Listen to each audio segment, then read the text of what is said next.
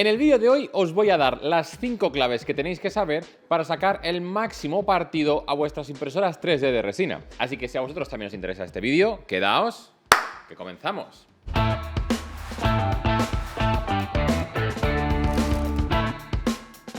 Bienvenidos un día más a vuestra área de impresión y bienvenidos a este vídeo de trucos relacionado con impresoras 3D de resina. Hemos hecho muchos de estos vídeos con impresoras 3D de FDM, de hecho tenemos aquí una lista de reproducción por si queréis verla. Y en este vídeo vamos a hacer lo propio con impresoras 3D de resina. Dar las gracias al sponsor de este vídeo, que es Anycubic, que en este caso con la nueva Anycubic Photon Mono 2 va a ser con la impresora que vamos a dar estos 5 ejemplos para que también de paso podáis conocer esta impresora. Así como pequeñas pinceladas que tenéis que saber de la nueva Anycubic Photon Mono 2, es la nueva impresora accesible de Anycubic. En este caso viene a renovar la Anycubic Photon Mono. Y cosillas así interesantes, pues tenemos una pantalla monocromática 4K de 6,6 pulgadas. Ellos dicen que es 4K Plus, puesto que tiene digamos una relación un poquito más horizontal, alcanzando una precisión en micras en X y en Y de 35 micras, lo cual está muy bien para una impresora, sobre todo de este precio que ahora os contaré. En este caso, el volumen de impresión de esta impresora respecto a su predecesora crece un 20%. Tenemos un volumen de impresión de 16,5 por 9 por 14,3, es decir, un volumen de impresión, digamos, en lo que es el estándar mediano de las impresoras 3D de resina, que bueno, sin ser un volumen de impresión grande a lo que estamos acostumbrados en FDM, para ser resina es correcto. Y de hecho, por ejemplo, hemos hecho este link únicamente con esa máquina y este link entero son unos 30 centímetros de alto, con lo cual es bastante. Luego nos incorpora una fuente de luz mejorada, posee una lente óptica texturizada de alta precisión que permite tener una fuente de luz paralela y estable, lo cual, pues por ejemplo, va a dar detalles más homogéneos, suaves. Sí os puedo decir que parece que a la práctica, no es al tacto, los acabados son bastante suaves. No parece haber, por ejemplo, ni acabado ni ese efecto de anti-aliasing ni nada como de dientes de sierra. La verdad que está bastante bien logrado. Luego ya Anycubic ha puesto estas nuevas placas un poco texturizadas también para mejorar la adherencia de las piezas, sobre todo en las primeras capas. Y lo más importante para mí que ha hecho Anycubic con estas nuevas impresoras de resina ha sido actualizar el software al nuevo Anycubic Photon Workshop 3.0, y de hecho ahora creo que está ya el 3.1, que en este caso ha sido un software que yo he criticado toda la vida, y por fin Anycubic ha tomado nota de todas las críticas que hacía la comunidad y al fin han mejorado su software y ahora han hecho un software que es digno de los tiempos que corren en una impresión 3D con resina. El precio de la máquina entre 200 y 240 euros, que me parece que es un precio muy correcto para una impresora de resina en 2023 con estas características. Enlace aquí debajo. Vale ya de tanto rollo comercial, hombre, y empieza a decirme trucos. Primera clave: elección adecuada de la resina. Y a ver, esto es muy importante y sobre todo con los tiempos que corren. Yo entiendo que elegir una resina de calidad muchas veces conlleva a dejarse un poco más de pasta, y no necesariamente, ¿vale? A día de hoy, por ejemplo, en Amazon tenemos opciones bastante accesibles a resinas bastante de buena calidad, como pueden ser, por ejemplo, las Sessun, como pueden ser, por ejemplo, las propias de Anycubic, las Sunlu. Bueno, son resinas como muy accesibles que cuestan apenas 25 euros el litro y que, joder, para hacer cosas sencillitas están muy bien. Ahora, yo sobre todo aquí quiero poner el énfasis cuando nos vamos a cosas más, digamos, especialitas, como son las resinas tipo ABS, o como son las resinas ahora que están saliendo tipo nylon, o las flexibles y tal. Yo ahí sí que os aconsejaría que buscarais a lo mejor resinas un poquito de mejor calidad y no vayáis a las más baratejas que encontréis, porque ahí sí que os puede dar un poco la lata. Por ejemplo, luego hay resinas por ahí que son por ejemplo, me refiero a resinas castables, resinas dentales, cosas así, que estas son bastante más complejas y que yo ahí, pues ostras, sobre todo pensando un poco al público al que va enfocado, no me compraría cualquiera. Ahora, por ejemplo, si queréis sacar el máximo detalle, hay por ahí resinas que tienen una menor viscosidad y favorecen los tiempos de curado más bajos para conseguir detalles más finos y más logrados. A ver, también os digo, esto hay que tener el ojo muy fisno. Sobre todo en este punto, aparte de elegir una buena resina, conservarla bien, ¿vale? Pues, por ejemplo, procurar tener lo que son las resinas en un ambiente lo más climáticamente estable posible. Yo entiendo que, por ejemplo, en esta oficina, en invierno la resina se pone como a 10 grados, se vuelve muy espesita y cuesta un poquito más de trabajar con ella. Pues oye, si conseguimos tener las resinas en una temperatura más o menos ambiental de unos 20 grados, vamos a poder trabajar mejor con ella. Luego, además, a ver, es importante también en este aspecto que cada fabricante suele tener sus pequeñas especificaciones, que siempre es aconsejable que las resinas estén calibradas, que, a ver, aunque podamos mezclar entre ellas, si mezclamos resinas de distintas marcas, igual, por ejemplo, los tiempos y las propiedades ya no son las mismas, y son pequeñas cositas que hay que tener en cuenta. César, yo tengo una Borón y acabas de decir eso de resina ABS y me quiero hacer los mods con esa resina tipo ABS ABS que dices, ¿tú me la recomiendas?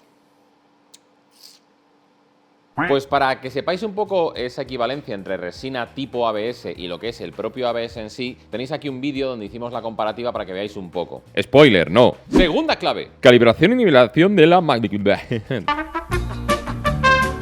Segunda clave. Calibración y nivelación de la impresora. Bien, y es que, como en cualquier máquina, aunque el hardware de nuestras impresoras es de resina sea sencillito, no por ello hay que descuidarlo. Y en esto yo he visto muchas veces hincar la rodilla a alumnos de mi academia online Control3D.net, que no es que sea un spam. Pero es que muchas veces cuando vienen a tutorías de resina, muchas veces les pasa que por no tener bien cuidada y calibrada la máquina, suelen fallar mucho. A ver, cosas así importantes que hay que tener en cuenta. Pues pensar, por ejemplo, el eje Z. El eje Z, sobre todo si habéis tenido mucha tralla, pues limpiar el usillo, las guías, tenerlas bien lubricadas, etcétera, etcétera. Tienen poco uso, no estamos hablando que sea una máquina que se mueve a una velocidad bestial, pero bueno, con el tiempo darle un poquito de cuidado nunca está de más. Ya que estamos hablando de ejes, la pantalla. La pantalla hay que procurar tenerla limpia, ¿vale? Sí que se nos puede filtrar a veces un poquito de resina, podemos por ahí tener alguna fuga mínima. Yo aquí os aconsejo que para que cuidemos nuestras pantallas LCD, un protector de pantalla. De hecho, la Anycubic Photon Mono 2 viene de serie con un protector de pantalla y gracias a eso hemos evitado cargárnosla. Veréis que la Anycubic tiene algún resto de resina así en la carcasa y es que tuvimos una fuga por problema mío, pues fue una cagada, sin querer piqué el FEP y se rajó y en una impresión de estas de por la noche se fugó toda la resina. En este aspecto, la verdad que menos mal que la Anycubic Photon Mono 2 traía un protector de pantalla porque me salvó la máquina. Sí, está un poquito sucia por fuera, pero es totalmente estético. Lo que es la máquina a nivel de rendimiento no se ha visto afectada. En relación a esto, el FEP. También el FEP, pensar que es un consumible. Y muchas veces cometemos el error de intentar estirar la vida útil del FEP lo máximo. Madre mía, cómo estoy. Lo máximo posible. Pues chicos, si ya lo veis turbio, lo veis sucio y demás, cambiadlo, no pasa nada, no cuesta nada. Aquí sí que tengo que darle un tirón de orejas a Anycubic y es que el aro que sujeta el FEP de la Anycubic Photon Mono 2 es una mierda. O sea, es de un plástico muy chungo y a poco que le aprietes demasiado el tornillo lo partes. Nosotros en este caso hemos diseñado este anillo, lo hemos rediseñado y lo hemos impreso en PETG y funciona de narices. Y la verdad creo que aquí Anycubic ha recortado, ha pasado demasiado a tijera. Si tenéis una Anycubic Photon Mono 2 y queréis tener este anillo para fijar el FEP, tenéis el enlace aquí debajo en nuestra página de printables. Ya más o menos tenemos limpio y mantenido lo que viene siendo tanto eje Z como la pantalla como el propio FEP. Cosa importante, calibrar la primera capa, en este caso comillas, es decir, calibrar lo que es la base. Pues chicos, es una tontada y seguro que muchos sabéis hacerlo, pero es que muchas veces pasáis de eso porque dices, esto es muy sencillo. La verdad que creo que aquí es importante, además tarda 5 minutos porque es súper sencillo. Ya sabéis, el típico truquito de aflojar, bajarlo hasta que haga home y mover la tarjetita hasta que esté pillada. Es que se tarda nada y vais a agradecerlo un montón porque al final vuestra máquina va a tener una primera capa sobre todo homogénea, porque igual sí se pega, pero no se pega igual en toda la superficie. Y en una Anycubic Photon Mono como esta, que a lo mejor tiene un volumen mediano, bueno, pero si cogemos una de sus hermanas mayores, las Mono X y demás, tienen un volumen de impresión más grande y nos tenemos que asegurar que toda la capa sea lo más homogénea posible y que no tengamos diferencia de alturas en la primera capa porque eso nos puede arruinar nuestras piezas. En esto además Anycubic acaba de sacar una máquina que tiene autolevel de resina, la Anycubic Photon M5S, y estamos hablando con ellos a ver si nos la pasan para también poderos enseñar qué tal funcionan estos sistemas. Pero vamos, nivelar una primera capa en resina es súper sencillo y muchas veces es más cuestión de dejadez que otra cosa. Y ya así como última cosa que yo os diría de revisar, sobre todo de vez en cuando, pues a lo mejor yo que sé, una vez cada 3 meses y tal, es a quitar el tanque y ver un poco, iluminar la pantalla, ver si ilumina de manera correcta, si tiene algún parpadeo o algo así, por ver, oye, si sigue funcionando bien la máquina o hay cualquier tipo de historia, que no suele ser común, pero por si acaso de vez en cuando, para hacer un chequeo. Tercera clave. Soportes adecuados. Bien, y es que básicamente aquí está la gran chicha muchas veces a la hora de hacer nuestras piezas en resina. Aquí yo, por ejemplo, en este link son muchas piezas que todas han necesitado soporte y para que salieran se los hemos tenido que configurar de manera adecuada con, por ejemplo, test de soportes en resina. Cosa que la gente dice, pues vale, le clavo los segundos que sean, le pongo los soportes que me da la gana y lo lanzo a imprimir. Vale, pero es que hay que garantizar el éxito de las impresiones de resina y si no los colocamos bien los soportes, muchas veces ahí,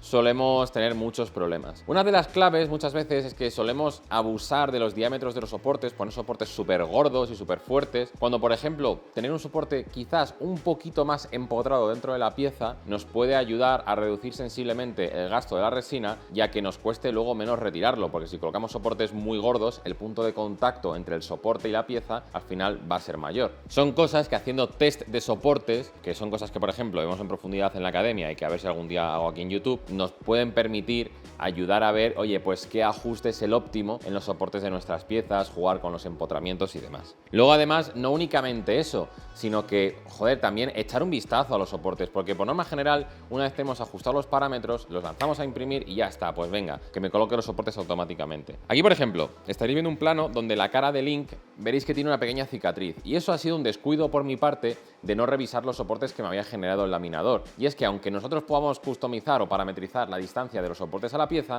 en este caso aquí se me coló un soporte que salió pegado a la propia pieza y a la hora de retirarlo ha quedado marcada. Se puede reparar, no es ningún drama, pero son cosas que si nosotros revisamos antes de lanzar a imprimir todos los soportes que nos ha colocado y quitamos o añadimos soportes en función de si vemos que faltan o sobran, pues son cosas que nos pueden ayudar a mejorar la calidad de nuestras piezas. Y ya os digo que por norma general los solemos descuidar mucho. Luego, además con esto, por ejemplo, en el Anycubic Photon Workshop y otros laminadores tienen opciones para añadir estructuras de fácil rotura, es decir, que se puedan partir fácilmente una vez ya estén impresos y lavados. Con lo cual aquí, pues oye, tampoco escatiméis si veis que es necesario colocar algún soporte más. Y luego, sobre todo, hilado con esto, si tenéis la sospecha de que algún soporte se os ha roto durante la impresión, utilizar la opción de lavar el tanque, ¿vale? Es esta pequeña opción que nos incorporan todas las impresoras de resina, que en definitiva nos genera una exposición de unos 10 a 30 segundos de una lámina totalmente sólida para que todas las partículas se hayan quedado ahí pegadas y podamos retirarlas a posteriori. Eso, o vaciar el FEP entero para filtrar cualquier pequeña partícula de soporte que se nos haya quedado rota. Es otra cosa que muchas veces por pereza no hacemos, pero que nos pueden fastidiar nuestras impresiones y es muy necesario. Y ya, como último consejo de los soportes,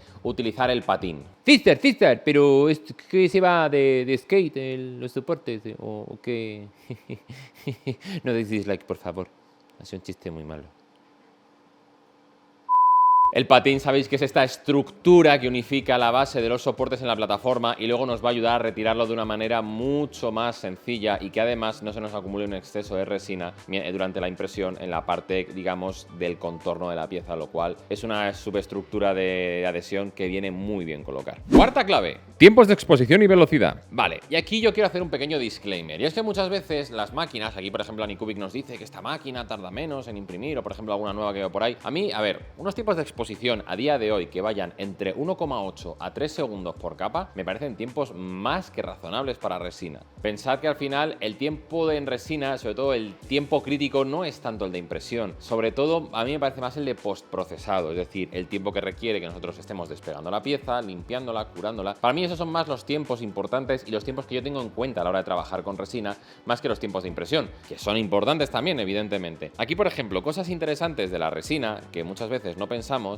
es que a mí, por ejemplo, me ha tardado el mismo tiempo en imprimirme en lo que viene siendo la cadera de Link que, por ejemplo, la espada maestra. ¿Por qué? Porque tenían la misma altura, aunque no gasten la misma resina, sí tienen el mismo número de capas debido a su orientación. Y eso es una de las claves que muchas veces no tenemos en cuenta, que colocamos cualquier orientación al azar, la que nos dé el laminador, y a correr. Pero es que sí puede haber orientaciones alternativas que coloquen la pieza un poco más horizontal y nos permitan reducir tiempos de impresión, siempre teniendo en cuenta que lo suyo es que la impresión salga bien, pero que son cosas que se pueden tener en cuenta. Luego, además, a nivel de tiempos, si por ejemplo podemos aprovechar una impresión que tenga una pieza muy alta para llenar el resto de la base de, por ejemplo, piezas muy pequeñitas, y ya que estamos, pues oye, aprovechamos toda la impresión ya que estamos haciendo unas piezas tan altas. Por ejemplo, aquí un truco que os podría dar, yo aquí podría haber intentado haber sacado tanto lo que es la cadera como la espada, ya os digo, porque son piezas de misma altura, las podría haber sacado a la vez, y en vez de 2 impresiones de 9 horas, podría haber tenido una única impresión de 9 horas. Es una de las ventajas que tienen las tecnologías LCD de resina, y es que al final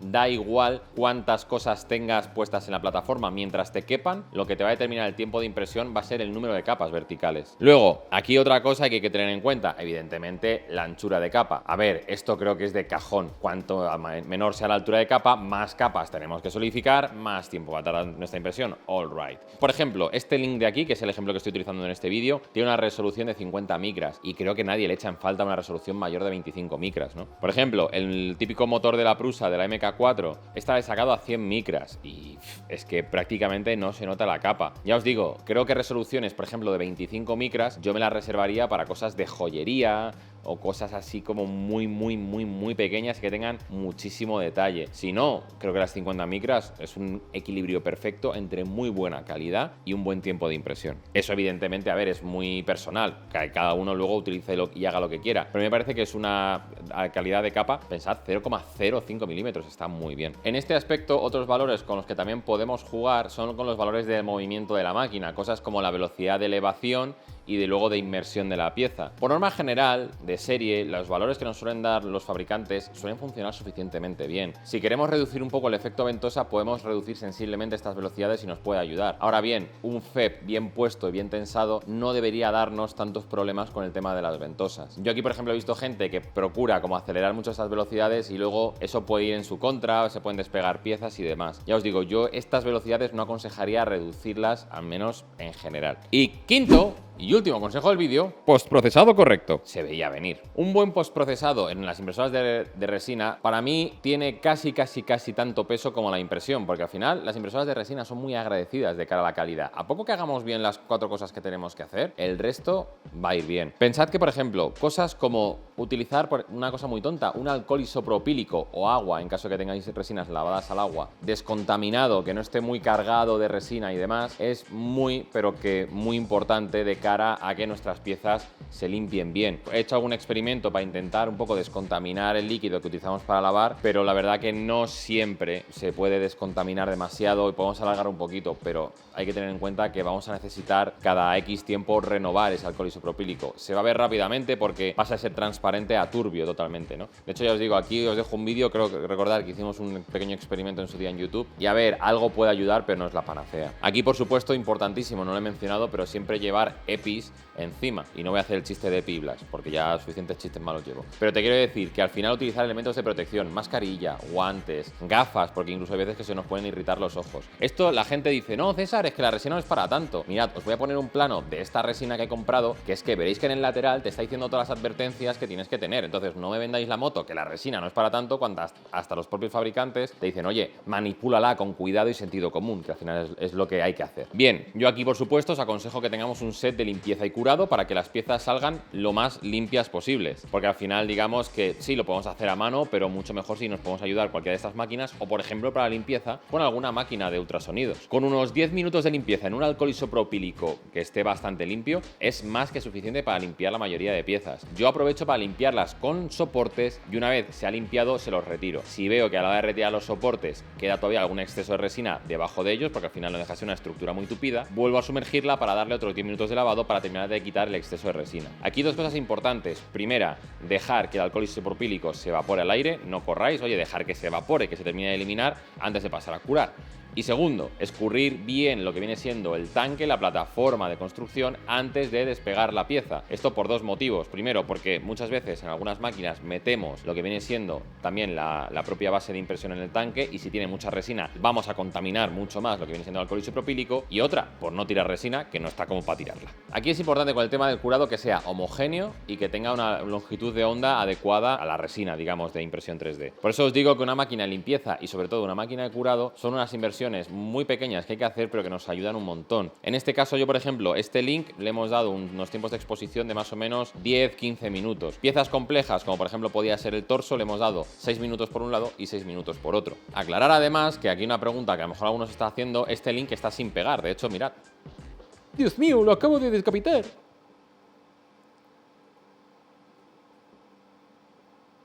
La idea ha sido primero, pues limpiarlo, lijarlo y quitar todas las impurezas para después poder pegarlo y pintarlo. Que por cierto, si queréis saber quién va a pintar esto y dónde, quedaos hasta el final del vídeo, porque ya os digo que ahí os vamos a decir qué vamos a hacer con esta estatuilla de aquí. Y en referencia a eso, una vez curado, evidentemente tenemos que terminar de limpiar los excesos de soporte. Aquí con un poco de lija al agua y un grano relativamente fino y paciencia, los restos de soporte se quitan, vamos, súper bien. No hay tampoco mayor historia. La resina por norma general es muy agradecida para estas cosas. Luego, si hemos dejado algún agujero de drenaje para que no se nos quede resina dentro, con un poco de pincel, la propia resina que hayamos utilizado y una linterna de luz ultravioleta, podemos tapar esos agujeritos para que la pieza quede perfecta y aquí no haya pachona. Y ya por último, antes de de rematar el vídeo, voy a dar un pequeño consejo bonus, que no voy a considerar como un sexto, porque es un consejo llamado sentido común. Esto es, yo he visto mucha gente dejar sus impresoras de resina, pues por ejemplo, al lado de una ventana, o por ejemplo, les he visto dejarlo en un ambiente así como muy descuidado. Estas impresoras sacan piezas muy chulas y muy espectaculares, pero en general son máquinas que son más complejas que las FDM en cuanto a manipulación, digamos. Sobre todo porque la materia prima no deja de ser líquida. Entonces hay que tener un entorno lo más pulcro posible, limpio, ordenado y sobre todo, por ejemplo, no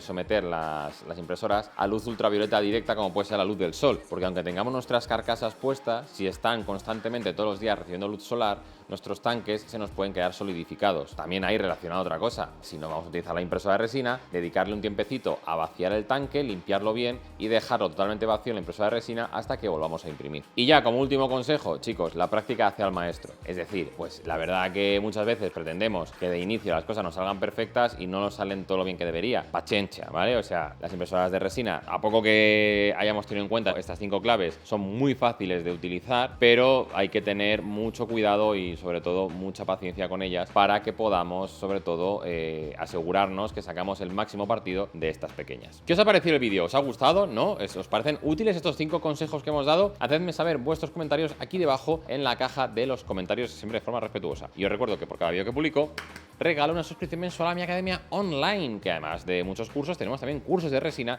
por si queréis aprender todo esto de primera mano conmigo y demás.